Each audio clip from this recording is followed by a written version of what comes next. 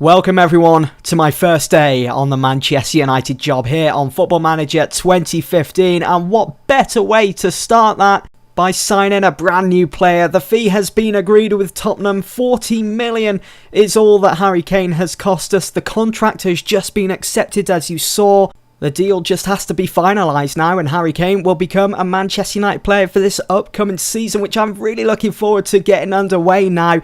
As you know, the last 2 years I've been at QPR.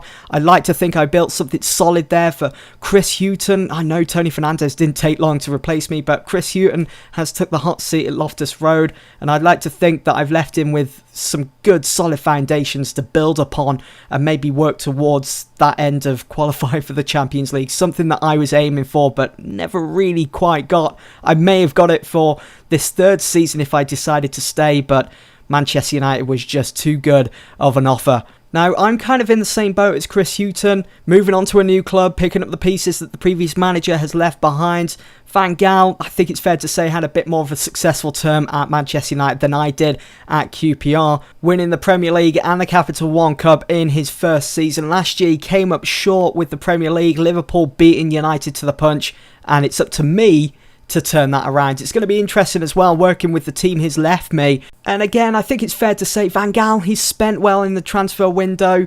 And then again, he's sold a few players, which is a bit debatable, like Michael Carrick, for example. I would have definitely kept Carrick at United if I was there from the start. But then on the other hand, I've been given a pretty hefty transfer budget of 106 million to work with. I've already spent 14 of that. I've already made my first array into the transfer window as Manchester United manager. You know, I've been given this budget for a reason, and that's to make Manchester United into a title-winning side again. And I'm just excited by the prospect of bringing in new players to integrate with the team that Van Gaal has left behind for me. Not long now until we jet off for the start of our pre-season in New York. We've got that away fixture against New York themselves. And it looks like we've got a couple of offers here. We've got Rotherham in bid for James. What should I do here? They're looking to actually sign him. You know what? I'll accept that. James can go. We've got a Barcelona bid for Rafael for 4.3. A total of 20.5 million. Let's see. I had this situation back in my FM14 career, if you guys remember. And I eventually sold Rafael, I think it was to Barcelona, for around about 25 mil. So I wonder, no, they're not having any of it. They're putting in additional fees and everything to try and make things a little easier on themselves. But you know what? I'm having none of it. If they want Rafael, they're going to have to pay 26. You know what? I'll put it up. 26. Oh, they've accepted. You know what? They're saying that's fine. That's a difficult decision to make. Real Madrid have made a bid for Carrick. Again, the same. I'll reject that, and I'm going to... Let me just quickly remove these additional fees. I find it hilarious over the last 2 seasons how Tottenham became almost like a feeder club to Manchester United. Van Gaal signed for Tongan, Carrick, and there I am signing Harry Kane as well.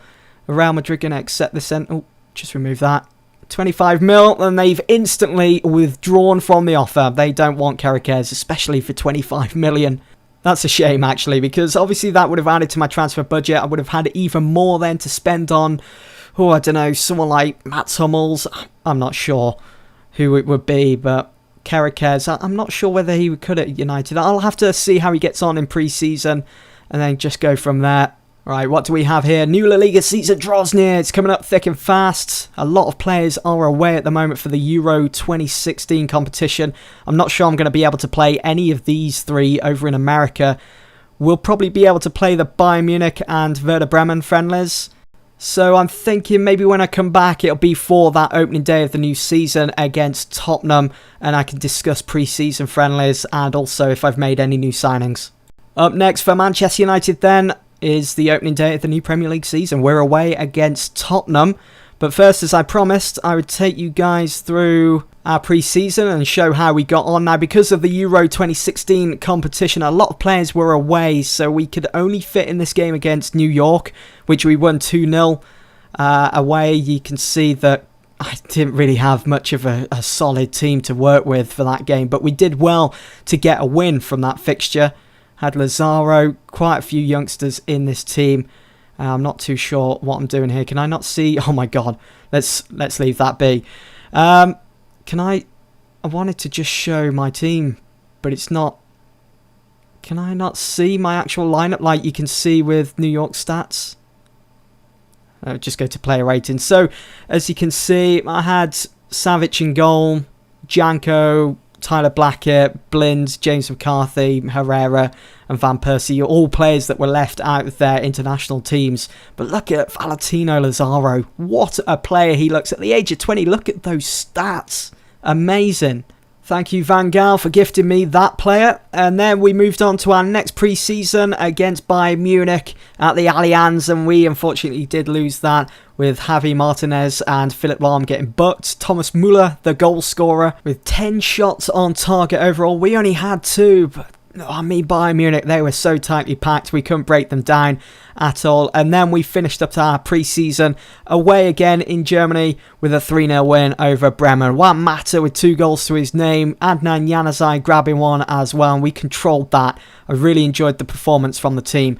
And now we move on to our next game against Tottenham. But first, there has been some activity in the transfer window. As you know, I've signed Harry Kane for 14 million from Tottenham, who we are about to face. Then I went on to sign Sergio Romero, who signed in real life for Manchester United. I got him for 2.8, and then Pedro from Barcelona for 23. A total of 39.75 million has been spent. And going outwards, I managed to sell Michael Bradley. He's gone, and this is what the team is looking like at the moment. Certainly looking strong, certainly a team I can work with for this upcoming season. I'm so excited to get things underway. We have still got Falcao in the team as Van Gaal decided to trigger that clause within the loan contract from Monaco, and United did. They got him for 46.5 million. He had a sensational first season at United. I wish I could say that about real life. He scored 29 goals. The season after, not as good, but still 18 goals is quite a feat in the Premier League. And hopefully when he gets back to full fitness, I can get even more out of him for this year. Now with Harry Kane, let's have a look at his stats. I thought I just clicked on that. So the last 2 seasons, wow, his second season at Tottenham, he scored 10 goals. And then last year, he scored 5 goals.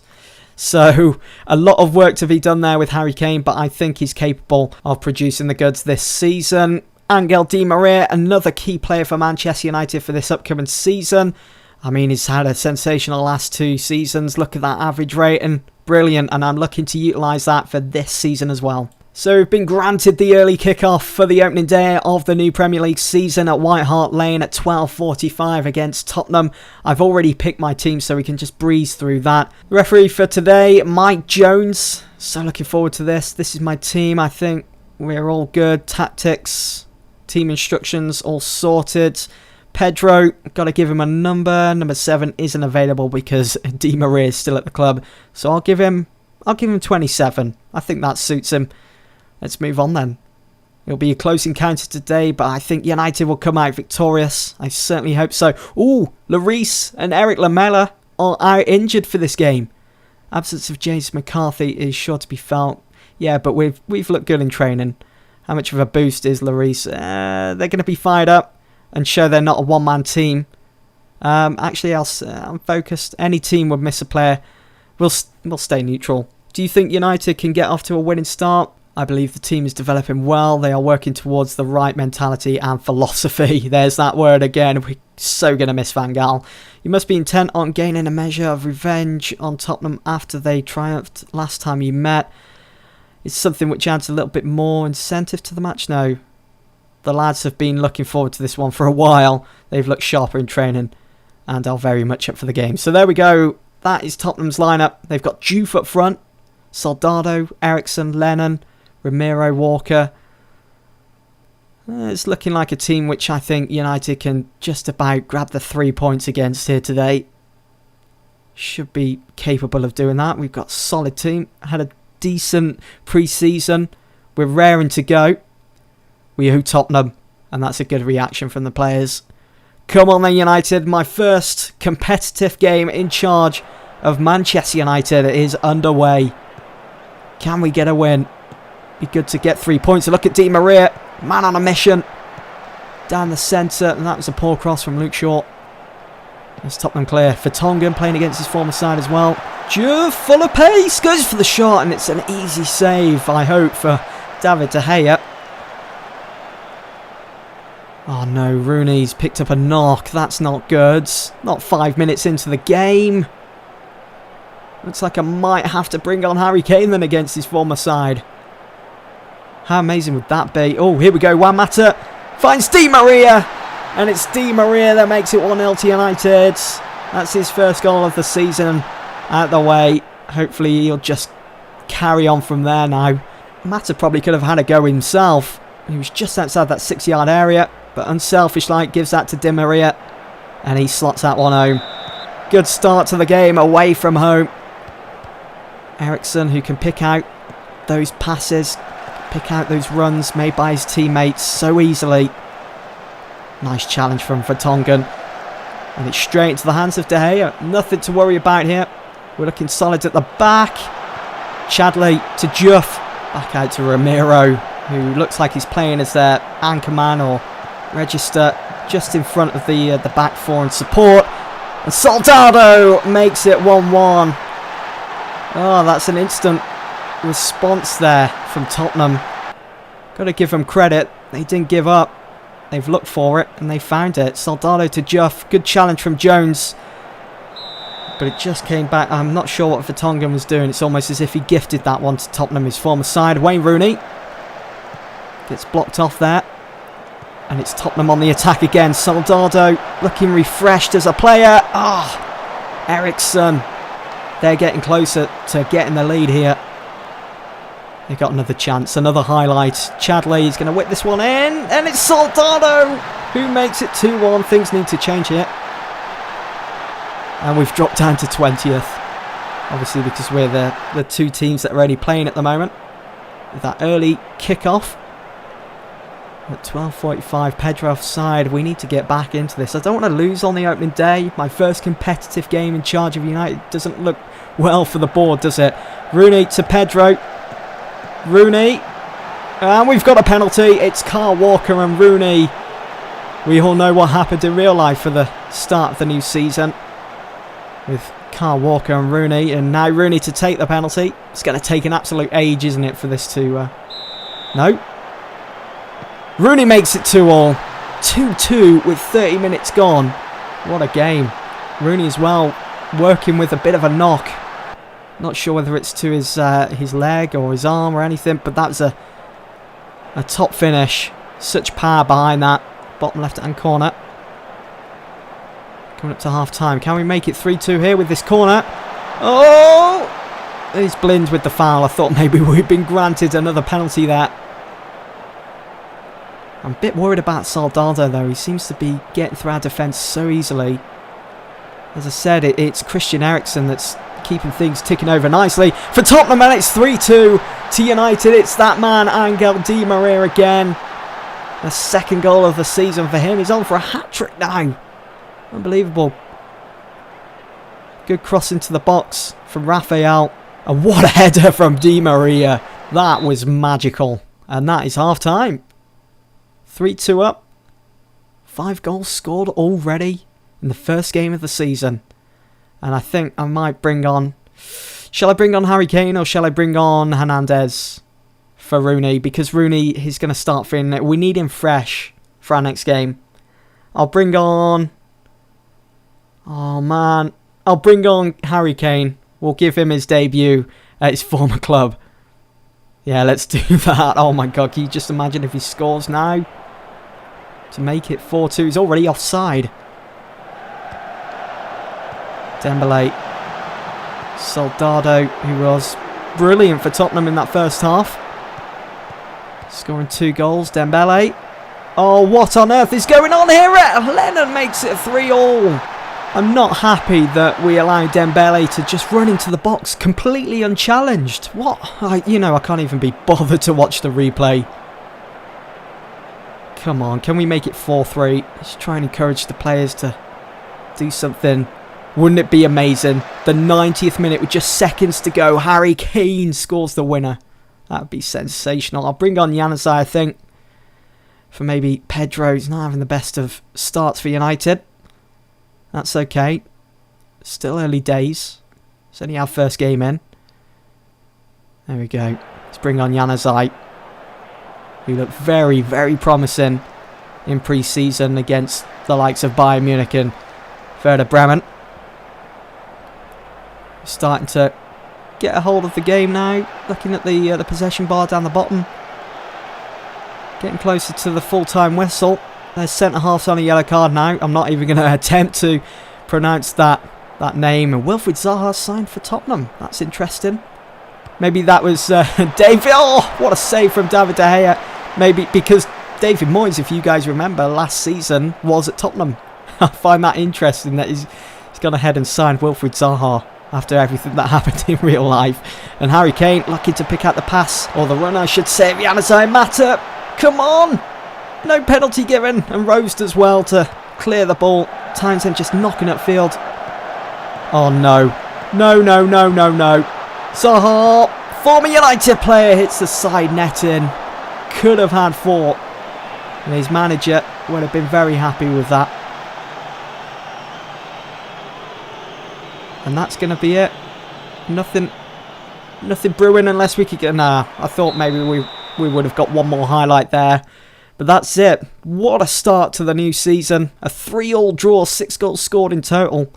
And just 1 point between each team. We did control 55%. We had most shots on target as well. Not a bad start. Something to build upon.